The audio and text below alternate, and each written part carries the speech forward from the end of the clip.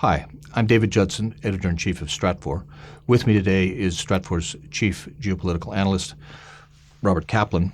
Robert, the topic that we want to talk about today, Oman, I think needs some introduction. It's not a place that's on the mainstream media map. No, Oman is not on the mainstream media map, David. But what Stratfor has traditionally done for years now is identify countries that we think are very important geopolitically, but which the media has tended to obscure. For years already, we've been talking about Poland as the most important country in Europe after France and Germany. And I think events are proving us right. We've been talking for years as Azerbaijan as a geopolitical hinge. And with the crisis in Ukraine, Azerbaijan's, as a chief energy center for oil and natural gas, located in the strategic Caucasus, is coming into focus as a main lever of conflict, of competition between the West and Russia. And now what we're focusing on is Oman, the Sultanate of Oman, which dominates the southeastern part of the Arabian Peninsula, equidistant between the emerging and enlarging middle classes of both India and East Africa, lying just outside the Gulf with major ports so that its ports can continue to operate even if there was some conflagration in the Gulf. These and other factors make Oman in the Middle East as important as Poland and Azerbaijan in Greater Europe. Well, the Oman is an outlier. It's a very stable place in an unstable region.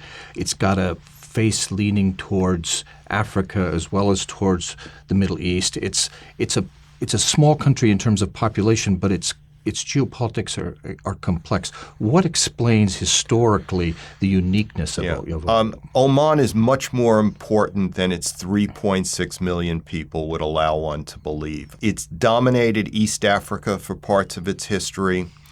It has a special Ibadi form of Islam, which makes it separate from the Arabian Gulf, but at the same time separate from the Shiites in Iran. And it has emerged as a diplomatic go-between between Saudi Arabia and Iran, between Iran and the United States. Oman has been very influential behind the scenes in facilitating the attempted rapprochement between the United States and Iran. So it's one of these it's also very stable. It's well run with strong institutions. It quietly provided very strong backing to the United States in its military operations in both Afghanistan and Iraq over the past decade. It's an essential country. In your 2010 book, Monsoon, you focused a great deal on Oman and its relationship to the broader monsoon region, if we can call it that. More recently, in your column, you've written about the port of Duqm that's emerging with the potential to really change the geopolitical equation in the region. Yes. I recently made a visit to the ports of Duqm, Salalah, and Sohar and Muscat in Oman. And I have to disclose it was at the invitation of the Omani government who supported the trip. So I was there as their guest, essentially. Nevertheless, I can tell you that Duqm was a blank space on the map a few years ago. Now several $1 billion has been poured into it. It's got dry docks along a breakwater. It's got all these industrial facilities. It's got 2 hotels. It's building a light industrial zone, a tourist zone. It is really like an invented geopolitical, logistical supply chain city that is where billions more are going to be poured into for one reason alone: geography. It's got the perfect geography. It's halfway between India and East Africa. It's close to the Gulf, yet it's outside the Gulf. So it's not trapped and endangered like the ports inside the Gulf. It's a place where the United States Navy in the future can have rest and repair facilities while being close enough to the Gulf to take military action inside the Gulf, but yet being outside of it. So analogous to famous canals that have bypassed other areas, Suez, Panama, in terms of its being outside the Strait of Hormuz, enabling new kinds of communication and transportation links up to the Gulf? Yes.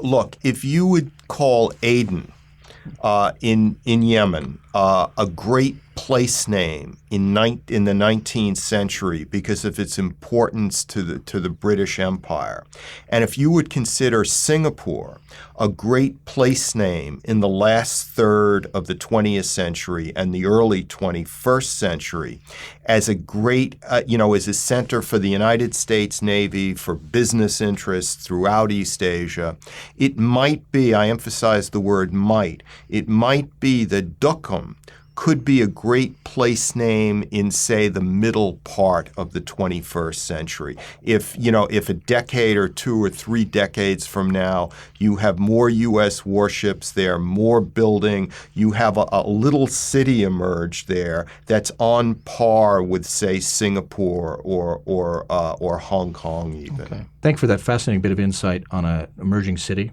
one that the world does not know a lot about today, but certainly will tomorrow. Thank you for joining us here today at Stratfor. Please visit us at stratfor.com.